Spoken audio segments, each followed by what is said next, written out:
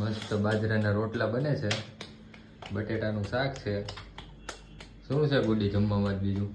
બીજું કાંઈ નથી, કઢી ખીચડી, બટેકાનું શાક ને રોટલા. બાજરાના રોટલા, વાવ.